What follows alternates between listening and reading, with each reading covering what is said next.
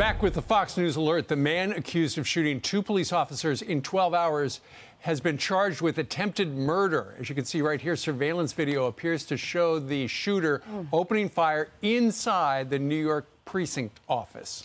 Hours earlier, police say he shot at 2 officers who just were sitting inside a van in the Bronx, hitting one of the officers in the neck. Williams was convicted of attempted murder in 2002.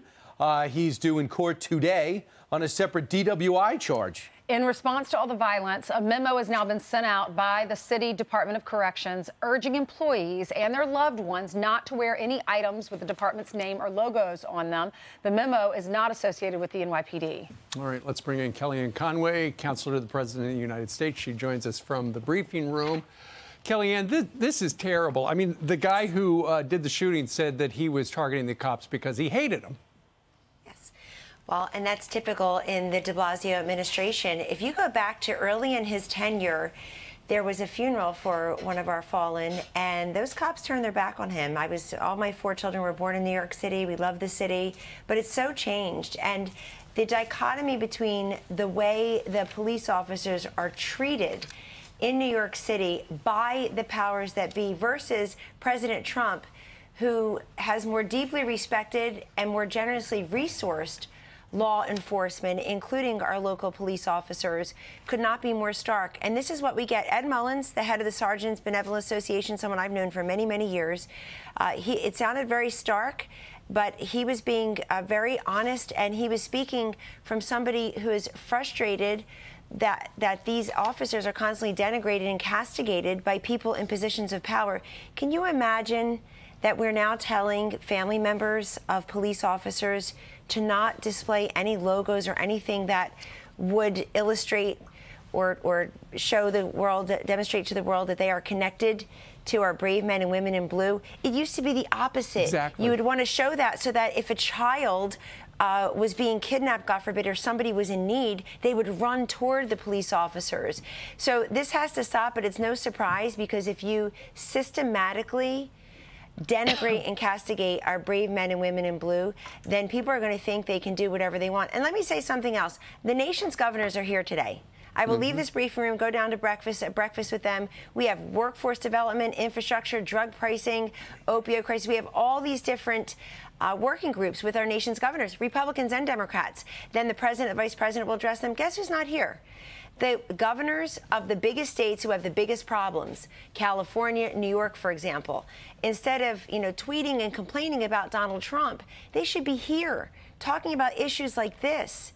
We have to make sure that those who put their lives on the line, the people who run toward terror and danger, not away from it, to protect all of us, at the very basic level, have the resources and the respect that they deserve. Yeah. So we know that the president's going to be in New Hampshire. People are lining up already for his rally tonight. He likes to do that right before a caucus or a primary. And I'm just wondering what the early word is on his message, because he did have such a great week last week. A lot of people are saying, look forward, don't look back. What do you sense that he's going to be doing? One thing President Trump can do in New Hampshire tonight is talk about the American comeback, but the economic miracle that is happening in New Hampshire. Because of President Trump and the Republican governor there, Mr. Sununu, you have an unemployment rate under 3% in New Hampshire. You have blue-collar wages having risen there in the last 3 years since this president was elected. Home ownership is up over 5%. And the opioid and drug crisis that is rankling every community in our country is particularly rapacious in its breadth and its reach in New Hampshire, and those overdose deaths are starting to decline, fortunately. So the president's got a great message for New Hampshire, a great message for the country. He can repeat what he said in his State of the Union, which was really a message for all people. I would think that he would talk a little bit about, or at least a little bit about, what happened last week. Why is President Trump the only person in this town who's supposed to stand tall and move on when for 3+ years they have wasted their time and your money? Ladies and gentlemen, these people on Capitol Hill work for you. They have spent tens of millions and millions and millions of dollars on investigations, insinuations, impeachment that went absolutely nowhere. All the while, this president is presiding over a historic economy, deregulation. We'll be releasing the budget around 12 o'clock. It'll go live at 12:30 today. That's a budget that works for all Americans. Deficit reduction of $4.6 trillion over 10 years. It'll balance itself in 15 years.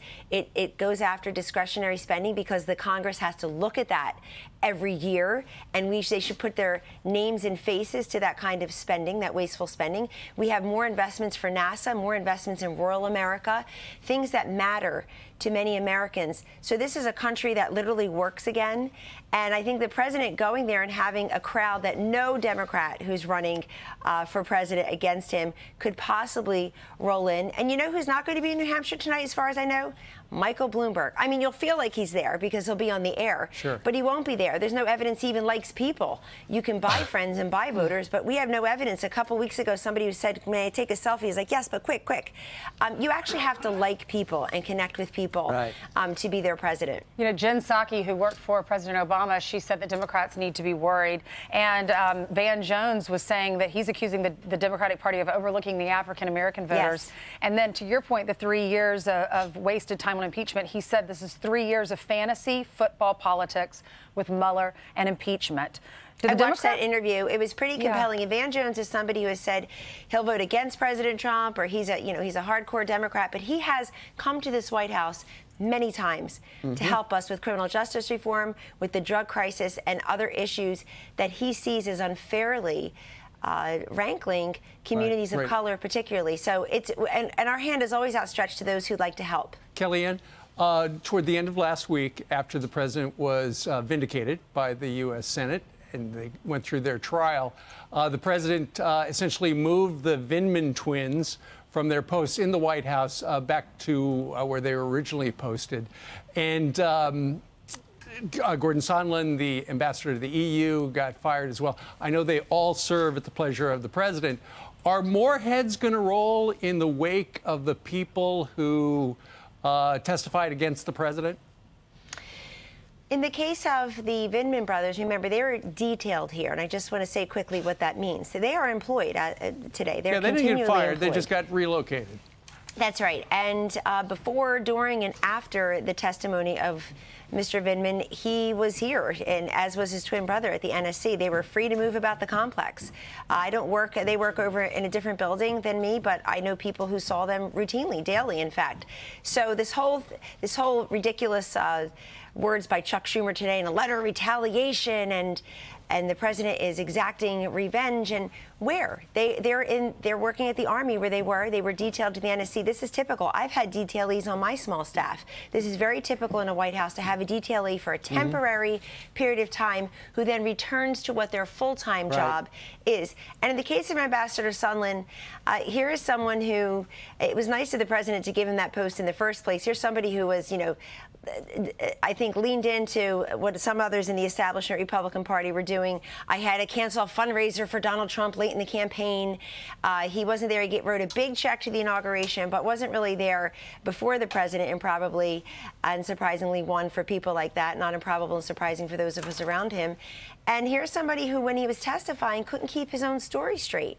So the president needs people around him, not only who want to execute on his agenda. So will there be more, Kellyanne? So, because you got the whistleblower, and evidently there's a sense in the White House you know who it is, and you also have the anonymous author who puts out books and writes editorials.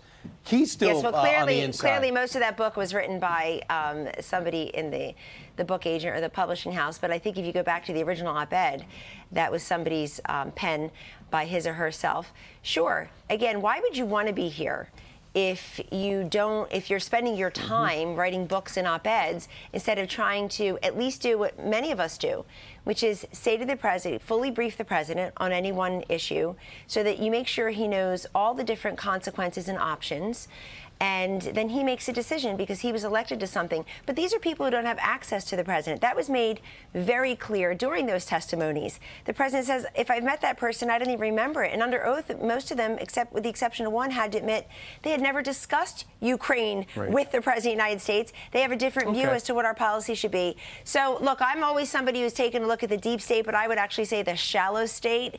We have people, certainly in this administration, that are probably holdovers and also people who don't believe in President Trump's agenda, but should be really happy to be part of an administration where our national security and our economic security are robust. And also there are many men and women out there who would love to have these jobs in this administration and would do a great job. So I always have my eye on them. I have a real soft spot in my heart for those who are willing to serve and are qualified to do so. Kellyanne, thank you very much for telling us about the shallow state. Day. Now we got a new one. Thanks, Kellyanne.